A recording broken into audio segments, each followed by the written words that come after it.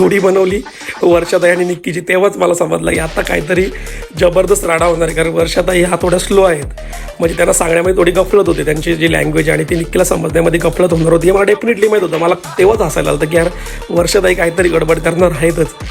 आणि जसा टास्क सुरू होतो वर्षाताई तिला चांगलं गाईड करतात, ती पण चांगला गेम खेळते. टार्गेट होता की ती 2,25,000 वाली जी वीट होती ती घ्यायची, जी गोल्डनवाली होती, आणि सिल्वरवाली पण घ्यायची होती, आणि झेंडे कलेक्ट करायचे होते. पण निक्कीने जसा गेम चालू झाला तिने झेंडे वगैरे कलेक्ट केले. वर्षाताईने तिला डायरेक्शन पण चांगलं दिलं.